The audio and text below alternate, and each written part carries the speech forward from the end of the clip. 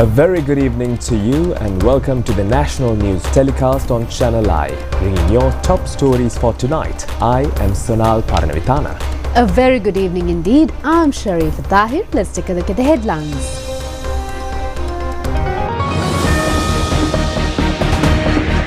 Steps to ban usage of machinery in beach seine fishing taken after a long study, says chiefs of environment institutions. Fishing community of Galle conduct beach seine fishing as usual today.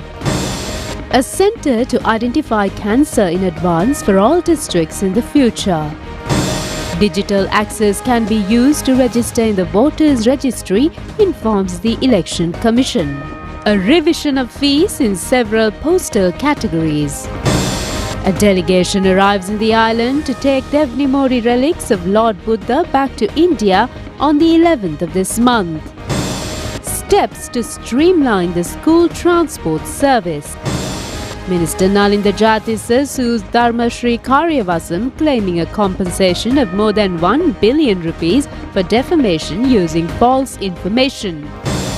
A landslide victory for the ruling Liberal Democratic Party in the elections led by Japanese Premier.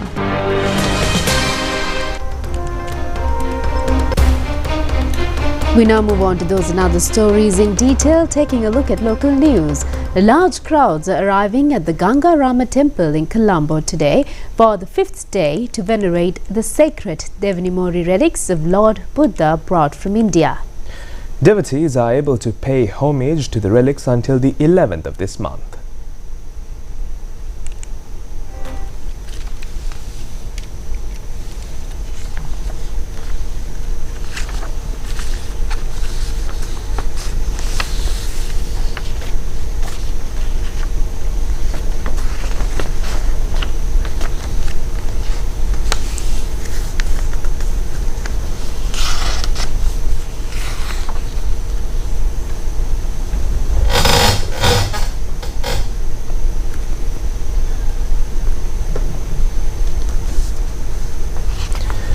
Speaker of Parliament Jagat Vikramaratne said that the day marked a truly unforgettable moment in his life. He expressed his sincere love and gratitude on behalf of the entire Sri Lankan Buddhist community and the Parliament of Sri Lanka to the Prime Minister of India, Narendra Modi, President Anura Kumara Dissanayaka and the Most Venerable Dr. Kirinde Assajinayaka Thero for carrying out this meritorious act.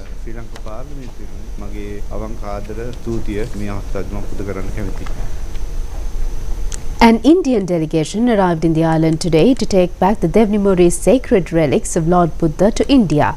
They were welcomed by the Deputy Minister of Mass Media, Dr. Kaushalya Aryaratne, at the Katunayaka Bandaranayaka International Airport. The delegation is included with Governor of Madhya Pradesh, Mangubai Patel, and Deputy Chief Minister of Arunachal Pradesh, Chowna Main, and several others. The relics were brought to Sri Lanka on the 4th of this month as a result of discussions held with President Anura Kumara Dissanayaka at the Indian Prime Minister Narendra Modi's recent visit to Sri Lanka. The sacred relics were placed at the Ganga Rama temple in Colombo and opened for public to venerate the relics since the 5th of this month. The relics are to be dispatched back to India on the 11th of this month. Deputy Minister Dr. Kaushalya Aryaratne expressed her gratitude to Indian government for giving this historic opportunity to Sri Lanka.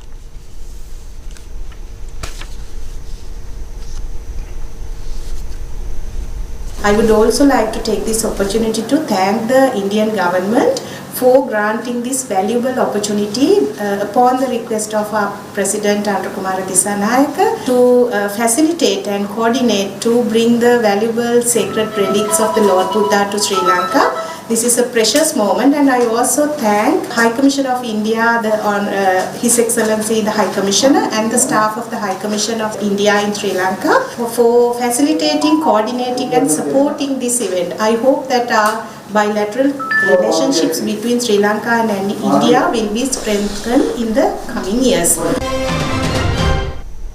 And in your daily court roundup, the Trincomalee Magistrates Court today ordered that 10 individuals, including Venerable Balangoda Kassapathera, be further remanded until February 11th in connection with the Trincomalee Buddha statue incident. The relevant complaint was filed by the Department of Coast Conservation and Coastal Resource Management, alleging that a Buddha statue was placed in an unauthorized construction within the Trincomalee Town Coastal Conservation Zone. The Colombo High Court today ordered the case filed by the Attorney General against defendants Yoshitha Rajapaksa and his grandmother Daisy Forrest to be recalled on the April 24th. When the case was called today, the lawyer appearing for the prosecution informed the court that the specialist medical report requested through the Colombo Judicial Medical Officer to determine whether the defendant Daisy Forrest is in a fit mental state to stand trial has not yet been received. Accordingly, he requested the court to grant an alternative date for the hearing until the relevant medical report is available. This case was filed against the defendants on charges of money laundering under the Prevention of Money Laundering Act, specifically regarding the deposit of over 59 million rupees in fixed deposit accounts across 3 private banks, the source of which they allegedly failed to disclose between 31st of March 2009 and 12th of December 2013. The Supreme Court today ordered that the fundamental rights petitions filed seeking an order to invalidate the previous cabinet's decision to outsource the electronic visa issuance process to 2 private companies be recalled on March 25th. These petitions were filed by a group including former MP and Attorney-at-Law M.A. Sumantiran, former Minister Patali Champikaranavaka and MP Rauf Hakim.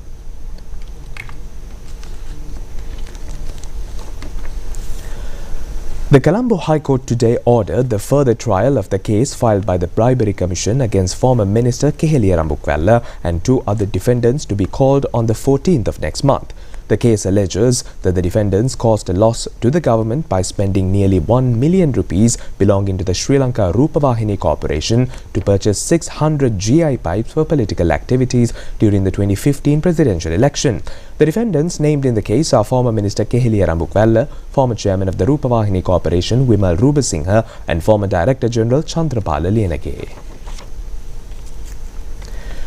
The Attorney General informed the Supreme Court today that the government intends to reconsider the Protection of Residence Bill presented to Parliament, make necessary amendments and resubmit an amended version to Parliament in its due course. Additional Solicitor General Sumati Dharmavardhana, appearing for the Attorney General, made this submission when 6 petitions challenging the bill were called for hearing today. He further informed the court that the Minister of Justice has granted a 1-month period starting from February 3rd to gather public views and suggestions regarding the proposed bill. The government has taken steps to streamline the school transport service. A special discussion pertaining to this matter was held between officials of the National Transport Commission and the officials of the Ministry of Education at the Prime Minister's office, led by Prime Minister Dr. Harini Amarasurya. The National Transport Commission has been entrusted with the powers to streamline the transportation of school students. Since relevant regulations and drafts have already been formulated by now, much attention was paid during the discussion to the content of it and new proposals to be included. The discussion was centered at employing the Sisu Sarrier school transport service more efficiently and fruitfully and creating a methodology for a streamlined Sisu Sarrier school transportation by minimizing the problems which can arise during the new educational reforms.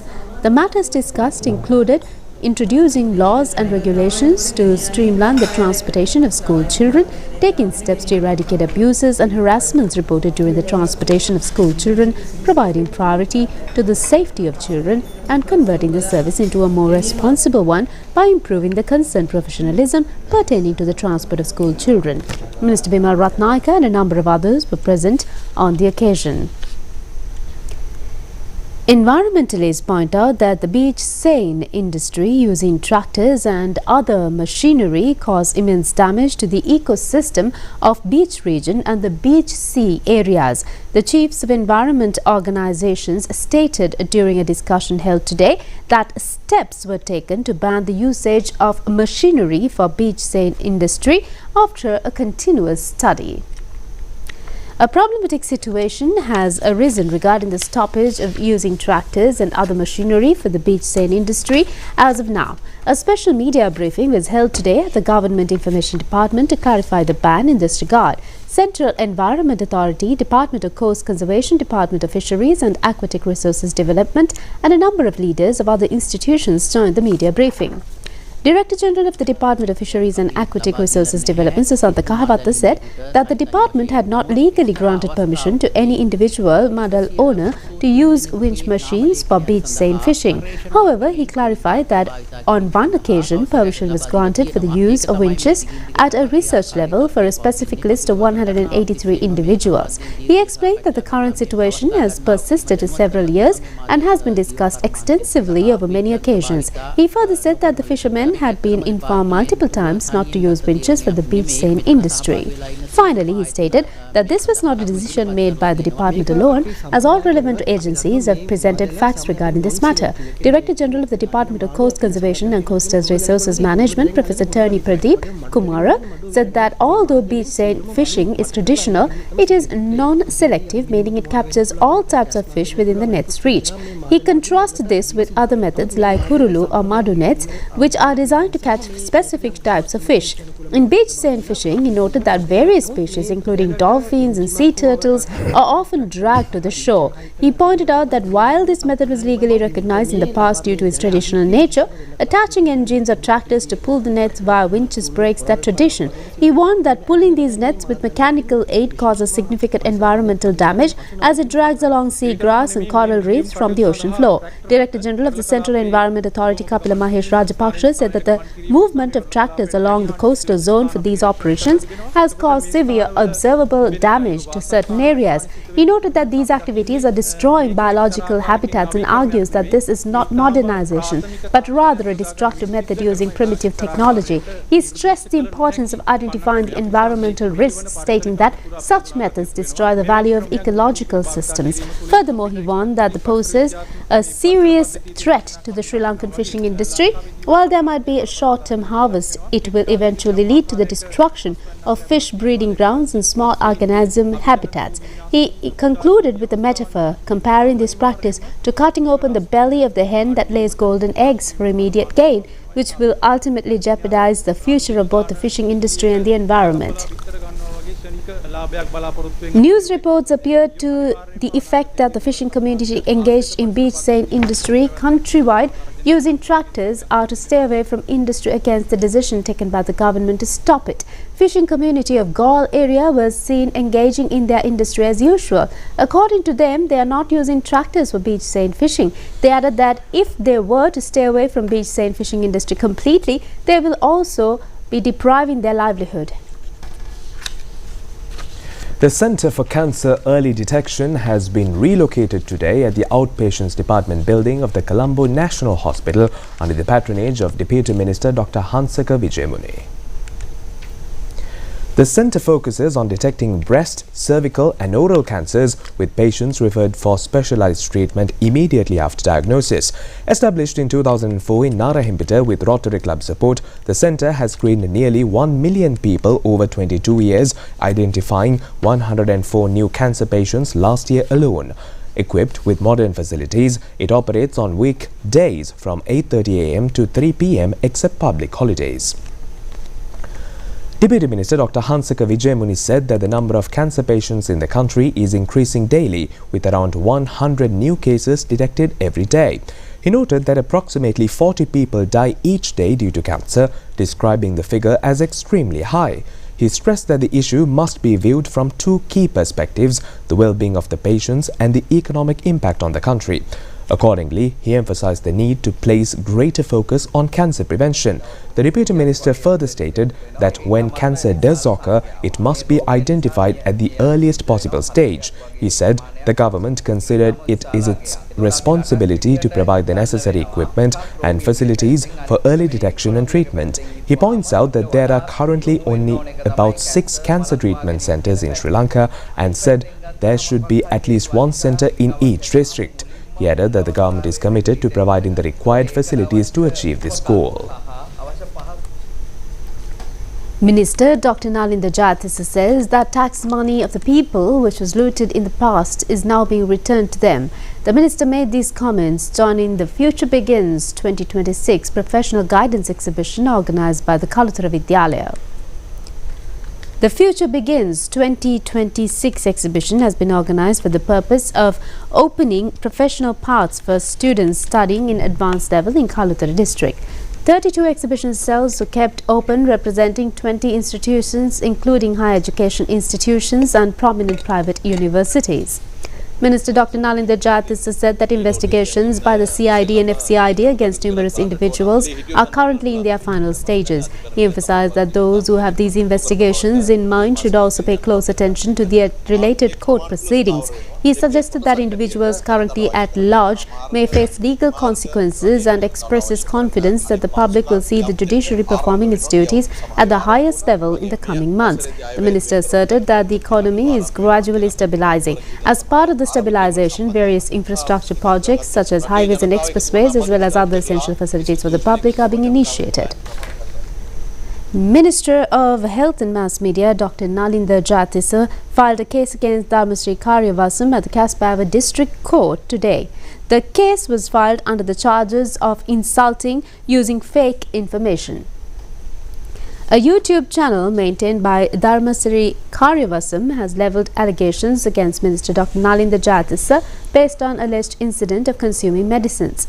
The minister has sent a letter of demand to Dharmasri Karyavasam to pay a compensation of 1 billion rupees for defaming him through fake allegations. He has sent a reply through his lawyers rejecting the letter of demand. Accordingly, the minister filed this case at the Kasbava District Court demanding a sum of 1 billion rupees as compensation for the damage caused to him. Deputy Elections Commissioner MHM.SK Bandara Mapa informs the public that they can reach the digital access newly introduced for the purpose of registration or in the voters register. He made this observation joining the Alud Dinak program of the national television in the morning today. Deputy Elections Commissioner HMSK Bandara Mapa said that the eligible citizens can register to vote by meeting their Grama Niladhari and completing an ER form, which is the standard document for inclusion in the voters register. He noted that young voters may also register using YC form. In addition, voter registration can be completed online by accessing the Election Commission's official website. He urged the younger generation to make use of their smartphones to register themselves and to assist their family members in doing so. He explained that information boards have been placed outside Grama Niladhari offices displaying QR codes and multilingual instructions that will allow the public to access the registration website easily. The Deputy Elections Commissioner emphasized that this digital system enables voters to register conveniently from their homes or at the Grama Niladhari offices, regardless of whether the office is present or has visited their residence. He stated that the voter enumeration process will continue until the February 28th. He further noted that those who are requested to assist others can easily help them complete the registration process. Encouraging the public to use the digital registration platform, he assured that Sri Lanka's election data system is highly secure and fully managed internally without outsourcing, making it resistant to external interference or hacking. The Deputy Elections Commissioner added that the public places strong trust in the Election Commission, which has consistently upheld confidence in the electoral process. He said that the Commission's objective is to create a fully inclusive voters register that ensures no eligible citizen is left out. Mortal Kombat 2 is set for a theatrical release on the 8th of May. The film is based on one of the world's most famous video games and continues the action-packed franchise for fans around the globe. Uno mas, thanks. You're Johnny Cage. I loved Citizen Cage when I was a kid. Reports say the sequel expands the Mortal Kombat universe by introducing several well-known characters from the video game series. Actor Carl Urban is joining the cast as Johnny Cage, a Hollywood star and one of the most popular human fighters in the franchise in the 2026 film directed by Simon McQuaid. The film also introduces Adeline Rudolph as Kitana, the deadly princess who fights with steel fangs, while Tati Gabriel appears as Jed, Kitana's childhood friend who uses a staff weapon.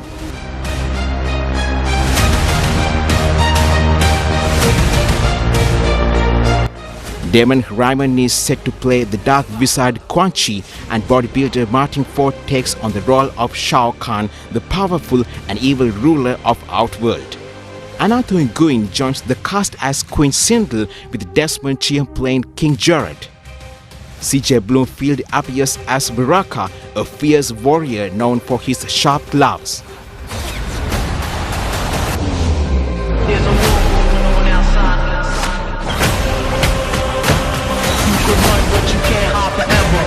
Meanwhile, several familiar faces including Lewis Tan, Jessica McKenby, Ludi Lin, Machad Brooks are returning from the first movie. Meanwhile, several familiar faces including Lewis Tan, Jessica McKenby, Lodi Lin, Machad Brooks are returning from the first movie.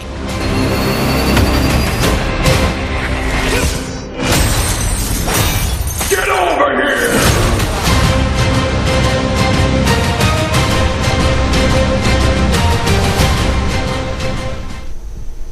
We'll be back with more local stories after a break.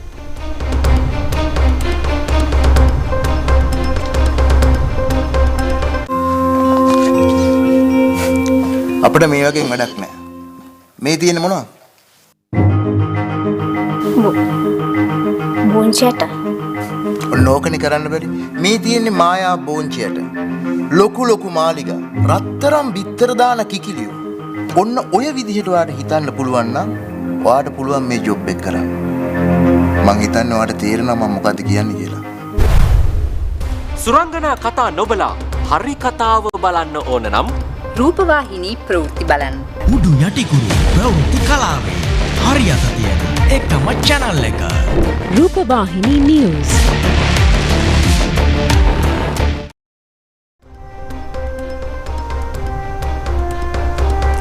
Welcome back. We continue with more stories here at home.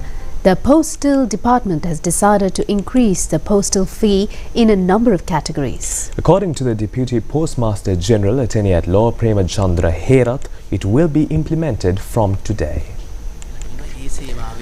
Deputy Postmaster General, Attorney at Law Premachandra Herath said that under this amendment, the fees of 12 services have been revised. However, there is no fee revision for the cash or delivery service, the SL Post Courier service or parcel charges. The standard postal fee has been increased from 50 to 70 rupees.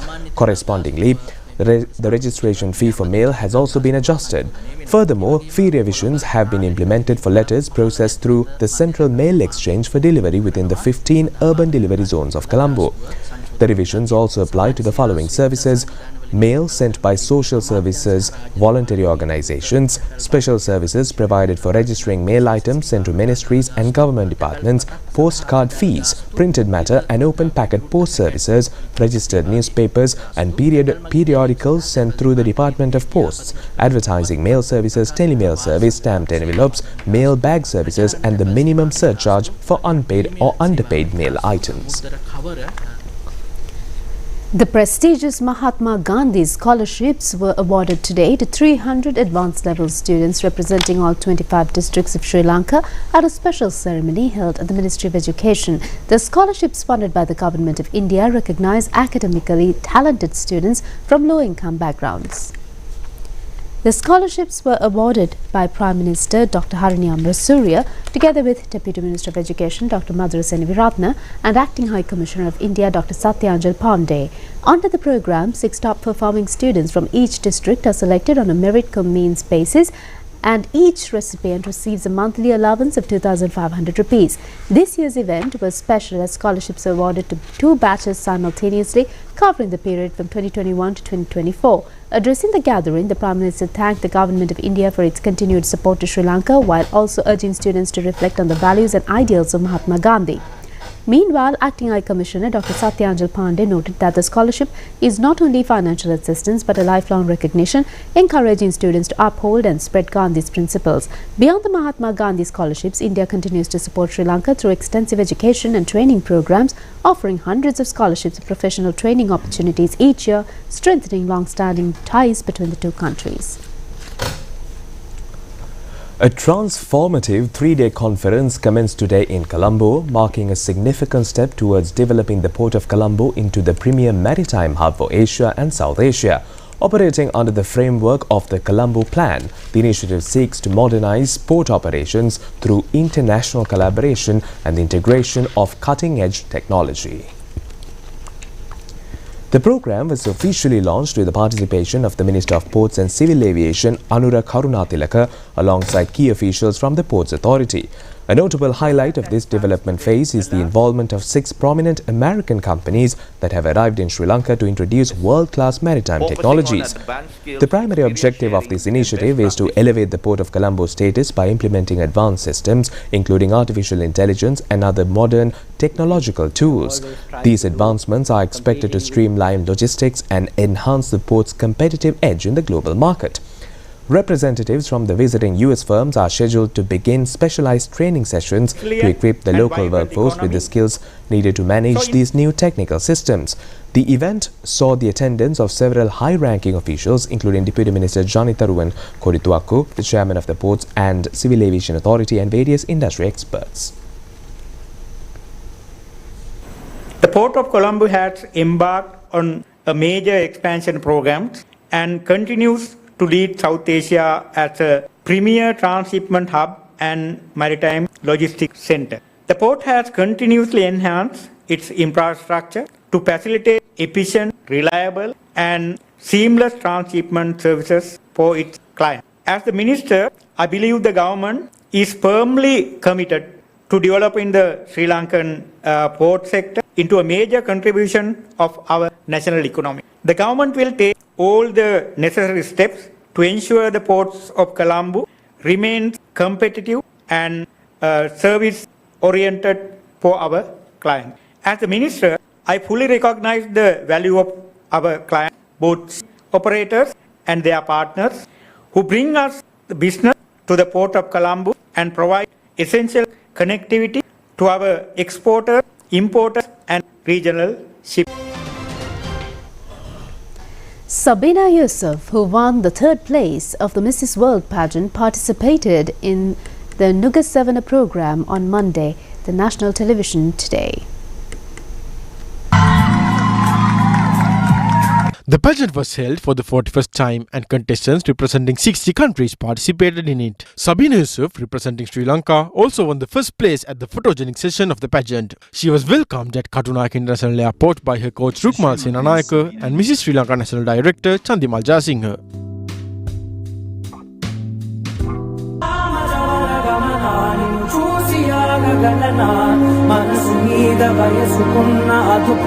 I believe that going to the Mrs. World pageant and accomplishing the 2nd runner-up in the Mrs. World pageant is one accomplishment that I don't carry along with myself. It's for the Sri Lankan people. Because I didn't go as Sabina Yusuf, I represented Sri Lanka.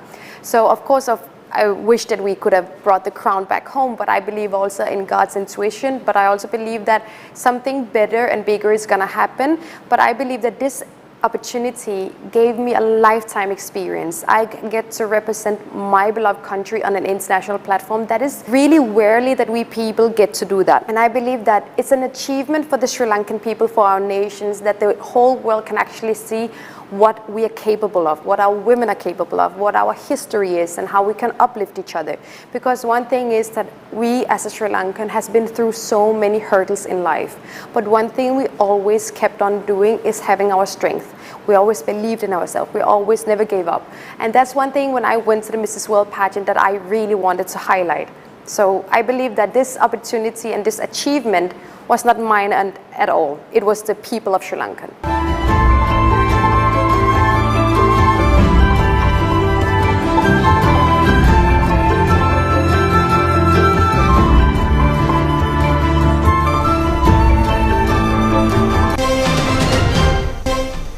In more pageantry news, today marked a powerful and inspiring milestone in the legacy of Miss Universe Sri Lanka 2026 as the regional auditions were proudly held at the Cinnamon Lakeside Hotel, Colombo. Aspiring queens from the Western Province, North Central Province, Northwestern Province and Sabaragamuwa Province stepped forward to represent Sri Lanka on the world's most iconic beauty pageant stage. The Miss Universe pageant is not just about beauty, it is a global platform that celebrates leadership, purpose, culture and the power of a woman's voice.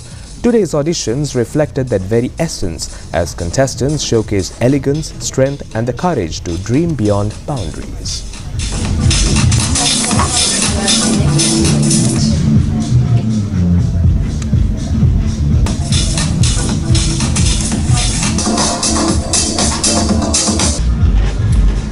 Firstly, I want to thank my national director, not only for organizing this, but also for including all parts of Sri Lanka and involving all girls around from Sri Lanka. So I think that's what makes this year very special, also very competitive.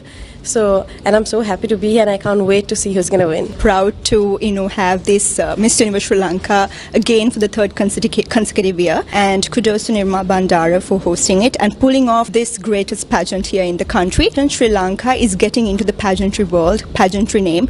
And we have a long way to go. As a country, we have a long way to go and support our queens who will be representing our country. So we have a lot of training to be done as well. And I wish we will get there as soon as possible. And thank you. In a vibrant display of cultural diplomacy, a traditional Vietnamese New Year festival was held at the Trukla Monastery International Meditation Center in Digano. This event was organized with the primary goal of solidifying the long-standing bilateral ties between Sri Lanka and Vietnam while introducing the rich cultural heritage of Vietnam to the local community. The celebration was held under the guidance of the chief incumbent of the monastery, Venerable Dhamma Lokathera of Vietnam, and was graced by high-ranking dignitaries including Most Venerable Madhagama Dhammananda Thera, the registrar of the Asgiriya chapter, and the Vietnamese ambassador to Sri Lanka, Trinh Thi Tam. As the official Vietnamese New Year falls on February 17, this gathering provided a unique opportunity for participants to experience authentic Vietnamese cultural performances and sample the nation's traditional cuisine. In a spirit of mutual exchange, the event also featured a Sri Lankan traditional food competition involving several local schools, including with an award ceremony to recognize the winning student teams for their culinary skills.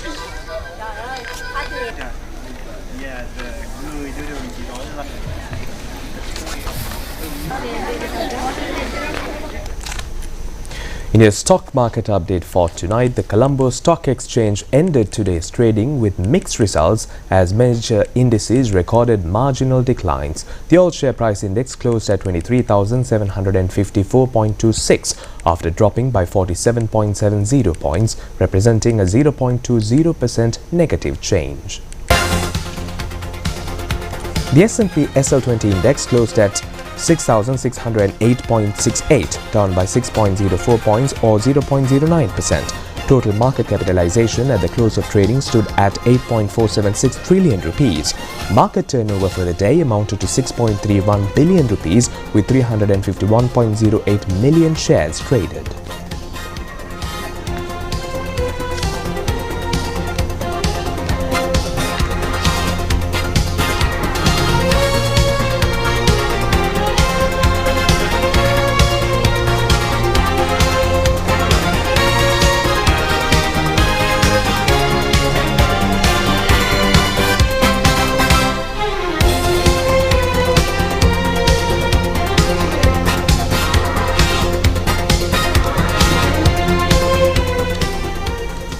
Taking a look at the weather update, thunder showers are expected at a few places in the Galle, Mathura, Kaluthara and Ratnapura districts, while mainly fair weather will prevail across the rest of the island.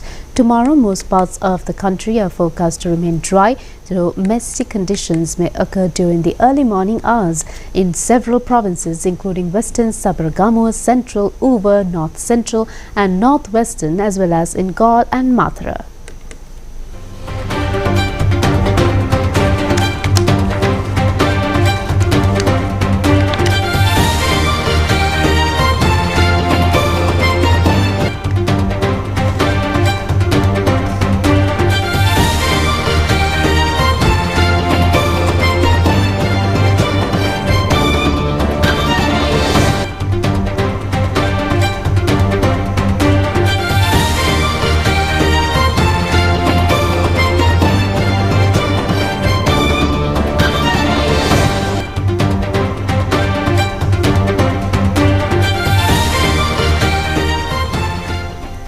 Well, that's it on local stories. We'll be back with news overseas.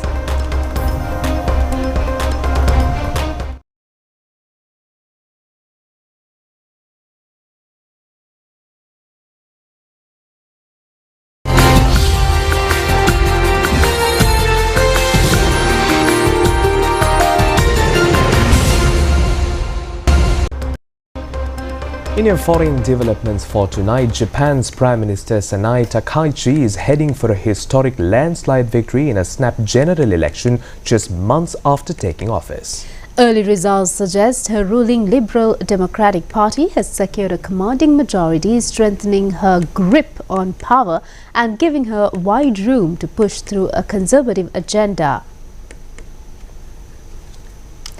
Japan's ruling coalition, led by Prime Minister Sanai Takaichi, is on course for a sweeping victory in Sunday's snap election. Figures from public broadcaster NHK show the Liberal Democratic Party and its allies winning more than 3/4 of the seats in the lower house, with the LDP alone securing a clear majority.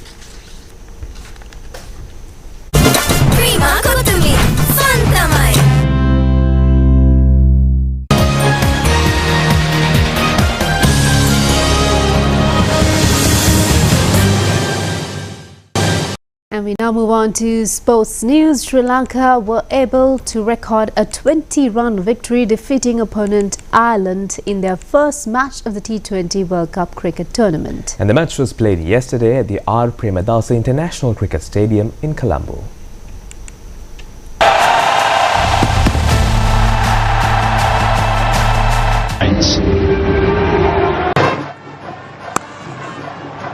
And nicely.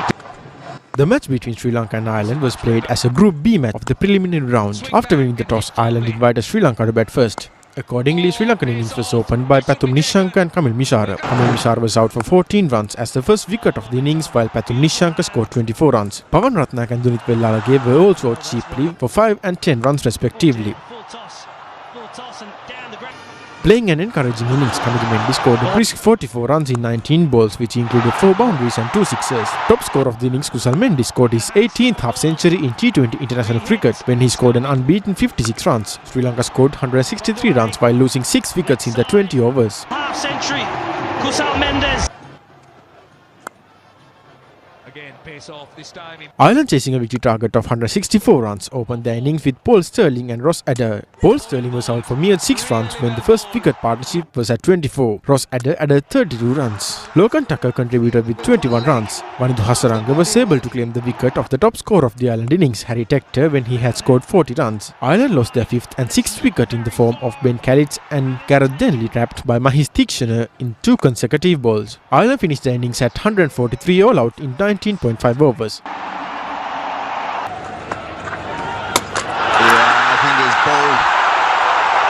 This was very much on the cards. He's looking desperate. Right, that is held along off. Hasaranga picks up another wicket. Vanidhu Hasaranga claimed 3 wickets for 25 runs, while Mahis Theekshana captured 2 wickets for 23 runs. Kamidhu Mendis was adjudged the player of the match. In their second match, Sri Lanka will take on Oman on the 12th of this month at Pallekele International Cricket Stadium. It's timed and straight. Bowling bullseye, that's it. Ireland bowled out for 143.